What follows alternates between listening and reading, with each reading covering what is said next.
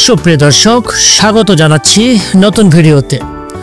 গত 5ই আগস্ট ছাত্র জনতার প্রবল গণ আন্দোলনের ভারতপন্থী হাসিনা পতনের পর থেকেই ভারতের গায়ে যেন জ্বালা ধরেছে। সেই প্রতিহিংসা থেকেই ভারতের গণমাধ্যমে নানা ধরনের বিভ্রান্তিমূলক তথ্য ছড়ানো হচ্ছে, যার অনেক তথ্যই ফ্যাক্ট চেকে মিথ্যা প্রতিপন্ন হয়েছে। সম্প্রতি বাংলাদেশ পাকিস্তান সম্পর্কের নতুন মোড় নিয়েছে।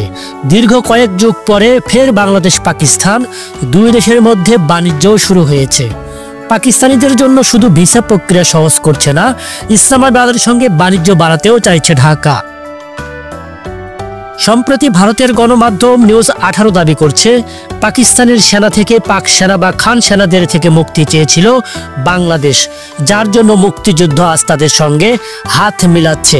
ভারতের ওপরে চাপ সৃষ্টির জন্যই কি পাকিস্তানের সেনার সঙ্গে আরও সখ্যতা বাড়াচ্ছে বাংলাদেশ? এমন হতাশার নিউজই করে যাচ্ছে ভারতীয় মিডিয়া। পাকিস্তানের সাথে মূলত বাণিজ্য সম্প্রসারণের পর থেকেই ভারতের গণমাধ্যমগুলো লাগাতার বাংলাদেশ পাকিস্তান সম্পর্ক নিয়ে সংবাদ প্রকাশ করে যাচ্ছে।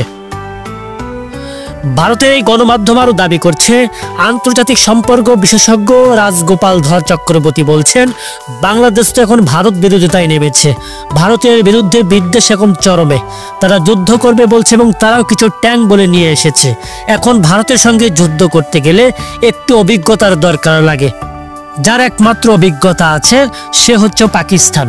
1948 সাল থেকে তারা ভারতের সঙ্গে যুদ্ধ করছে। ভারতের গণমাধ্যমগুলো আরও দাবি করছে, কিছুদিন আগে বাংলাদেশ থেকে হুমকি এসেছিল যে বাংলাদেশ চুপ করে বসে নেই, দরকার হলে তারাও পরমাণু অস্ত্র ব্যবহার করতে পারে। কিন্তু ভারতকে ঘায়েল করার মতো বড় কোনো অস্ত্র বাংলাদেশের হাতে নেই। তাই এখন তাদের ভরসা চীন এবং পাকিস্তান। বন্ধু হবে পাকিস্তান, টাকা দেবে চীন আর অস্ত্র দেবে তুরস্ক।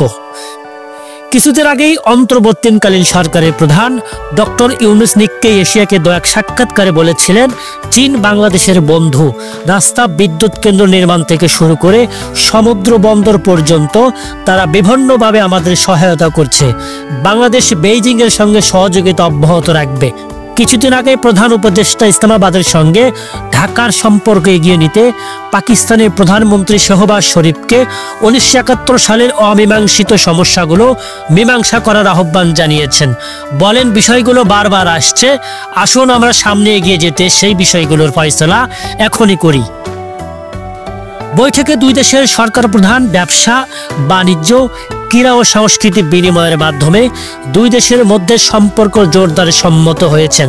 পাশাপাশি দুই নেতা চিনি শিল্প এবং ডেঙ্গু ব্যবস্থাপনার মতো নতুন ক্ষেত্রে সহযোগিতা বাড়ানোর ইচ্ছা প্রকাশ করেছেন। বাংলাদেশের সাথে বাণিজ্য প্রতিরক্ষা সম্পর্ক অন্যান্য দেশগুলোর সাথে ভালো হোক, সেটি দিল্লি কখনোই ভালোভাবে দেখেনি, সেটি এখনও দেখছে না।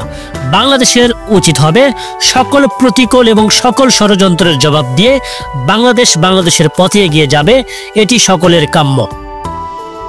দর্শক, বিদায় নিচ্ছে আজকের মতো। যে যেখান থেকে ভিডিও দেখলেন ভালো থাকবেন, দেখা হবে আগামী কোনো পর্বে। আল্লাহ হাফেজ।